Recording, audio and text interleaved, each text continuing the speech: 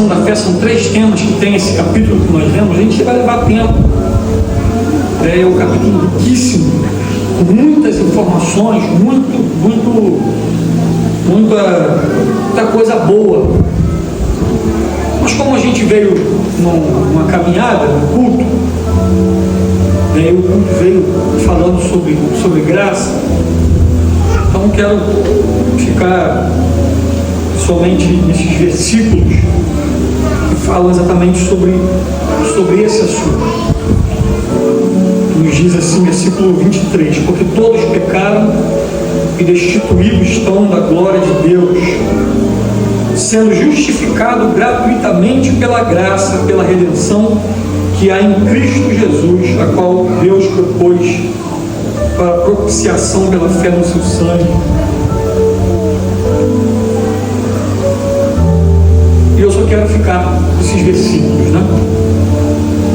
Sendo justificados, porque todos pecaram, destituídos foram da glória de Deus, sendo justificado gratuitamente pela sua graça.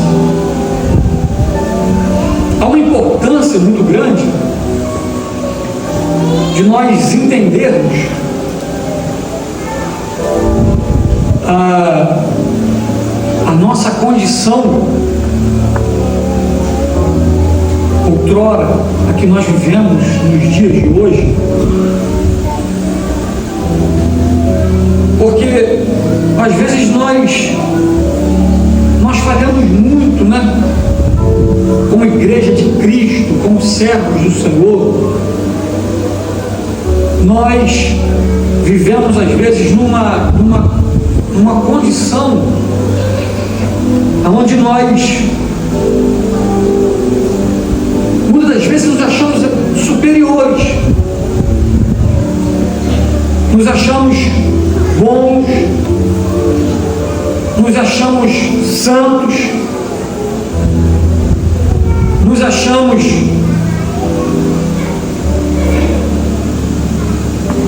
que Deus olha para nós de forma que nós somos especiais para o Senhor.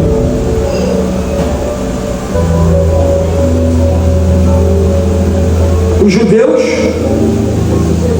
eram escolhidos, eram o povo de Deus, viviam sob a condição da proteção de Deus, sob o manto da lei do Senhor, dos mandamentos de Deus. Mas eles erram porque não entendem algo que alguns entenderam, como Davi entendeu, como Abraão entendeu, como Jacó entendeu, e como tantos outros homens, profetas que profetizaram sobre a vinda de Cristo, sobre a vinda da graça. Eles não conseguem compreender, e muitos deles se baseiam exatamente nos mandamentos da lei, nos mandamentos daquilo que Deus havia mandado, e falham e tropeçam, porque eles não conseguem cumprir de fato a lei que Deus havia determinado para eles. Nenhum homem conseguiu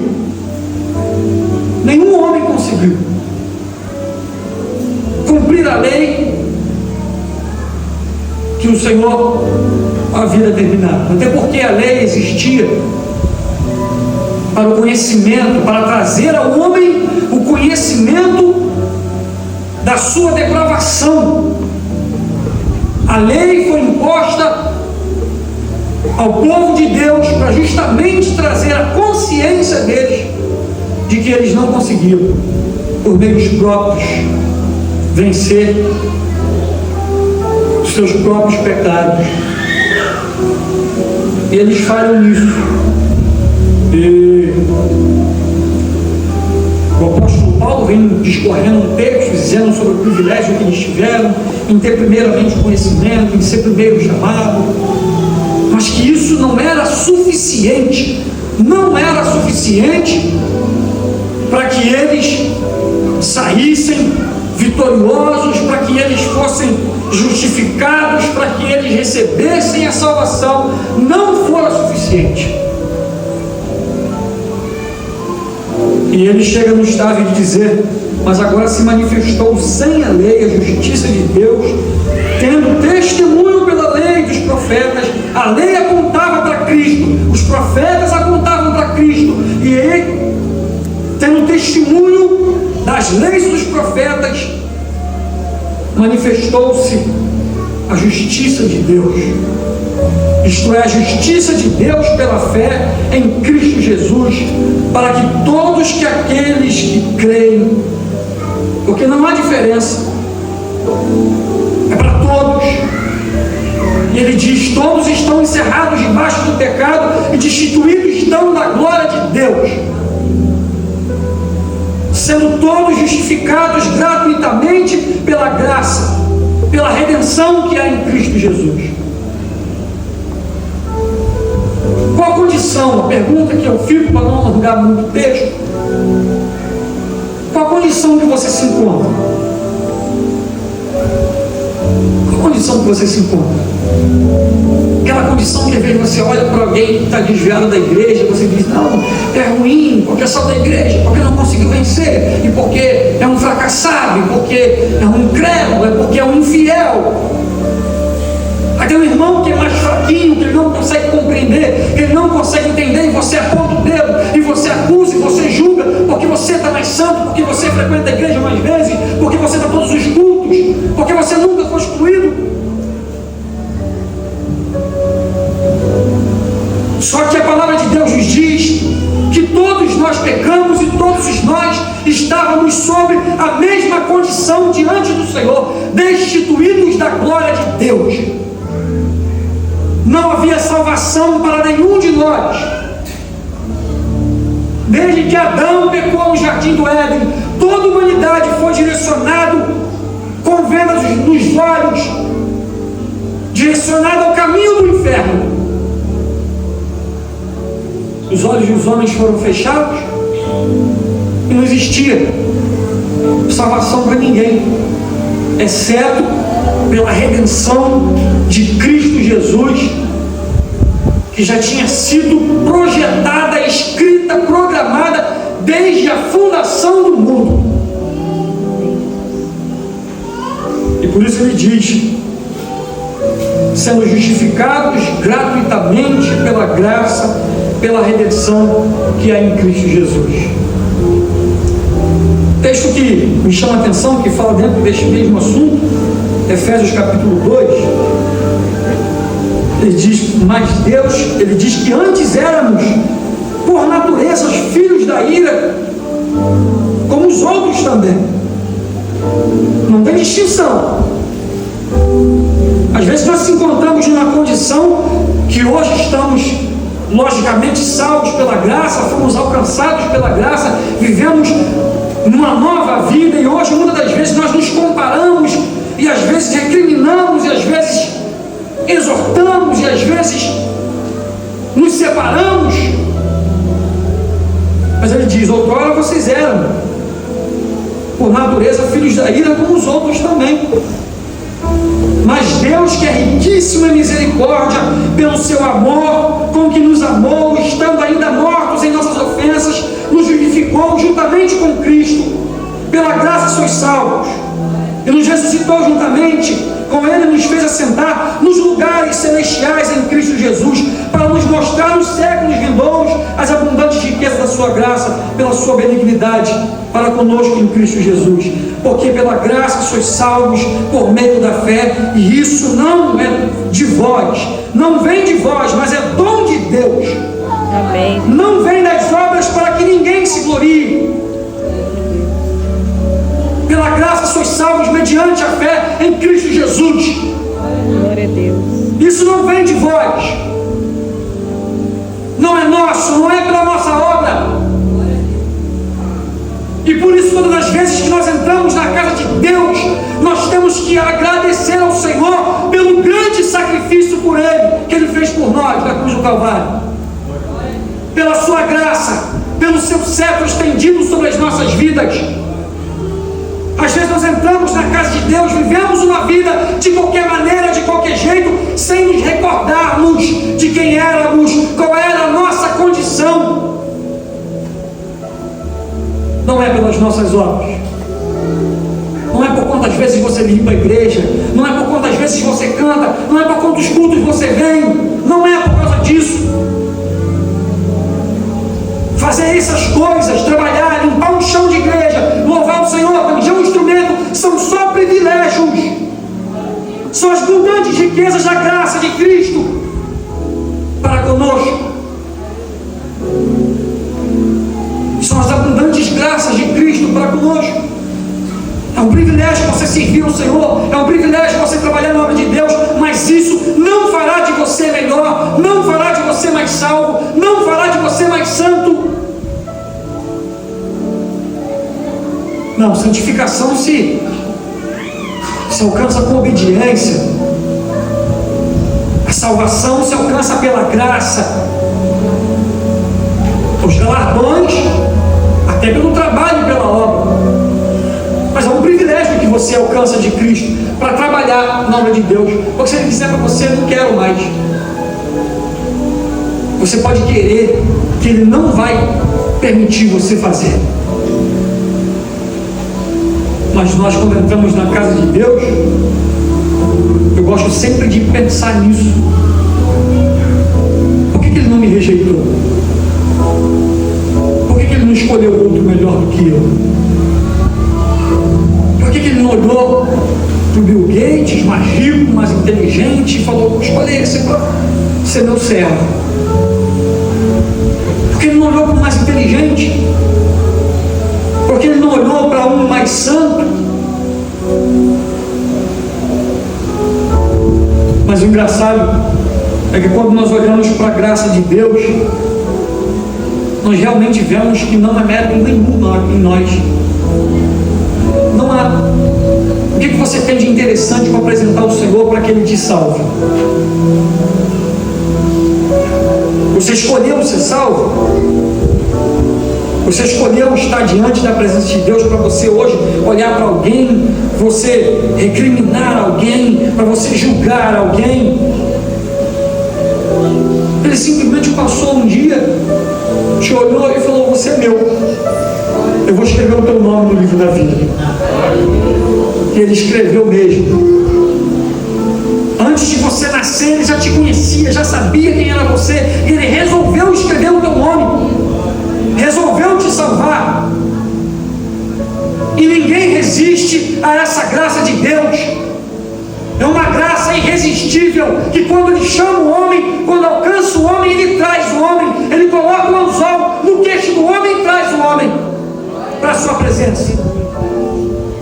Não há como resistirmos a essa graça de Deus, independente de quem seja.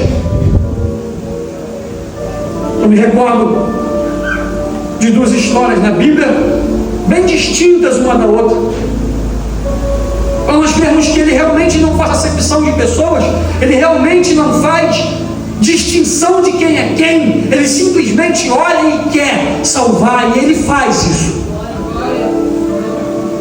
Ele passa uma vez nas terras de Gadara, e lá estava um homem oprimido,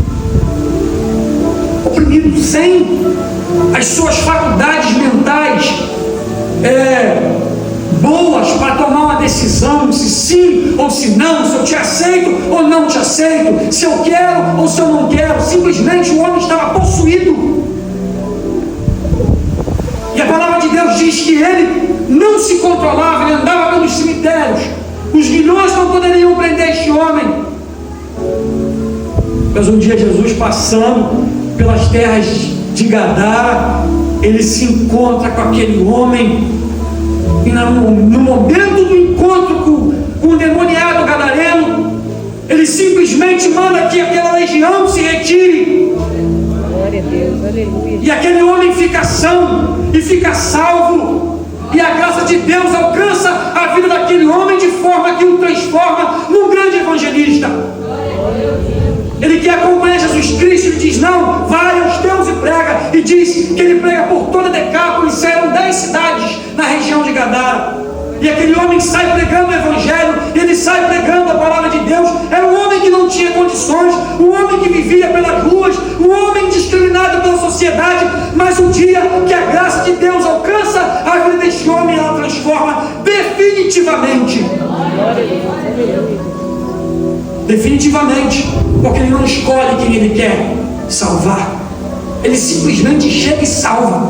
Ele não pergunta se você quer, se você está disponível para isso, se você aceita o contrato. Não, ele assina e te chama e te convida. Da mesma forma, Paulo de Tarso, já é uma outra história, já é um outro momento. Esse homem já muito douto, muito inteligente, muito estudado, bem conhecedor da lei, criado aos pés de Gamaliel, estudado nas sinagogas de Jerusalém. E de repente, Jesus Cristo de novo está em encontro com alguém no caminho de Damasco. E aquele homem cheio de si, cheio de orgulho, cheio de sabedoria, quando ele encontra o clarão da presença de Cristo, ele cai no chão, e Jesus Cristo diz a ele: Saulo, Saulo, por que me persegue? Ele diz: quem és, Senhor? Eu sou Jesus, a quem tu persegue. Tudo será para ti recalcitrar contra os aguilhões. E naquele instante, aquele homem recebe a graça de Deus. Você que hoje está sendo perseguido, agora você será perseguido. Era alguém muito inteligente, alguém muito sábio, mas que quando alcançou a graça de Deus, ele disse: eu reputo por perto aquilo que era ganho. Não vale de nada a inteligência que eu tinha, o estudo que eu tinha não vale de nada. O que vale agora é a graça de Deus na minha vida, é a unção do Senhor para pregar o Evangelho, para falar da palavra de Deus, para aprender as coisas novas de Deus. Como ele discorre na Bíblia: aquilo que eu aprendi do Senhor, aquilo que eu aprendi do Senhor. Ele não diz aquilo que eu aprendi de Gamaliel, não, aquilo que eu aprendi do Senhor. Eu também vos ensinei, porque esse homem foi alcançado pela graça. Aleluia, Jesus. E quando essa graça nos alcança, ela nos cerca, ela vem cercando o nosso caminho, ela vem nos trazendo para o centro da vontade de Deus. E não adianta você fugir dos propósitos, não adianta você fugir da vontade do Senhor soberana sobre a sua vida, porque se um dia Ele te escolheu, Ele vai te levar onde Ele quer. A vontade dEle é soberana, a vontade dEle é perfeita, a vontade dEle é agradável. E Ele não pede licença, opinião para fazer nada na sua vida. Ele vai fazer. Como eu falei pela manhã, o contrato que Ele assinou um dia com a gente, Ele não pode revogar. Está assinado, está selado. O pacto que Ele faz, Ele não pode negar isso. Nós quebramos, nós falhamos, nós deixamos de cumprir com o nosso trato, mas Ele continua sendo fiel, cumprindo o seu trato com o seu povo. E no dia certo, no dia escolhido, Ele faz como Ele falou com o povo de Israel: eu vou dar um coração novo, eu vou dar espírito novo. Glória a Deus. Porque Ele te escolheu para fazer a obra de Deus, Ele te escolheu para viver esse projeto. Ele não pensou e foi pego de surpresa: vou escolher aqui pastor Felipe, mas no meio do caminho o pastor Felipe falha, e ele: puxa vida, escolhi o homem errado. Vou escolher aqui fulano de tal, e no meio do caminho fulano falhou. E ele disse: puxa, eu vou apagar aqui o nome, o meu contrato, todo o projeto que eu fiz, porque eu escolhi errado. Não, desde a fundação do mundo, a sua escolha já estava premeditada por Ele, o seu nome já estava escrito no livro da vida, e você foi escolhido para viver esse momento na obra de Deus. E não tem jeito de você fugir. É você se entregar ao projeto de Deus, é você se entregar à vontade de Deus, com fraquezas, com fortalezas, com defeitos, com virtudes. Se entregue ao projeto de Deus, deixe que Ele resolva a sua vida, deixe que Ele trabalhe na sua vida. O grande e maior projeto Ele já fez, foi escolher-nos, foi nos salvar, que era algo impossível para nós. Mais difícil Ele fez. mais difícil que fez foi a redenção na cruz do Calvário para salvar a nossa alma. Foi derramar sua graça sobre as nossas vidas. Agora o resto é você, Senhor, estou aqui. Senhor, faça a sua vontade na minha vida. Senhor, cumpra o seu projeto na minha vida. E o Senhor vai trabalhando na sua vida. O Senhor vai te moldando. O Senhor vai te colocando no lugar onde Ele quer que você chegue. Mas para isso você precisa se entregar à vontade de Deus. Se entregar à vontade de Deus. Foi isso que Ele disse para Paulo: duro será para ti recalcitrar contra os aguilhões. Se entrega. A graça te alcançou, se entrega. Faz o que Ele está mandando. Não olha para trás. Não recua. Não tenha medo. Por que ter medo? Porque olhar para trás, Ele garantiu para a gente que daria vitória. Nós estudamos um texto hoje que ele fala exatamente sobre isso. Lógico que ele está falando com o povo de Israel, mas a mesma coisa ele repete para nós em Apocalipse. Ele fala: eu vou dar vitória, a guerra é minha, eu vou vencer essa guerra. E aí, quando você olha para Apocalipse, eu falei isso de manhã, o placar está finalizado. Antes do jogo começar, ele disse: amém, vou trazer todos os salvos, todos os remidos eu vou trazer. Ninguém fica para trás, ninguém sai perdendo. Andar com o Senhor não existe perda. Andar com o Senhor não existe perda. Fazer a vontade de Deus não existe perda. Porque a nossa vida não é aqui na terra. O nosso galardão está nos céus. Ah, mas eu sofri, eu perdi o meu emprego, eu perdi o meu filho, eu perdi a minha esposa, eu perdi o meu marido. Não existe perda. O nosso galardão está nos céus. O maior prêmio nós já ganhamos, a nossa salvação eterna. Por que agora recuar? Por que voltar para trás? Por que desistir? Que o Senhor continue a derramar sua graça sobre as nossas vidas, para que nós possamos continuar desfrutando do privilégio de fazer a obra dele. É um privilégio. Nós não somos salvos pelas nossas obras, nós já fomos salvos pela graça em Cristo Jesus. Trabalhar no nome de Deus é um privilégio que você tem, para que você adquira seus galardões, para que você amontoe pedra na sua coroa, para que você seja bem-aventurado, para que você seja feliz. Que Deus nos encha da sua graça, que Deus nos encha do seu amor pela sua obra, que Deus enche o nosso coração de gratidão por essa graça, porque trabalhar na obra de Deus é demonstrar gratidão por aquilo que Deus fez. Glória a Deus. É demonstrar gratidão. O trabalho é uma demonstração de gratidão pela graça. Se dependesse de mim, eu não estava aqui. Se eu estou aqui é porque Ele me salvou. Então o meu trabalho é em gratidão à salvação da minha alma. Que Deus nos abençoe em nome de Jesus. Amém.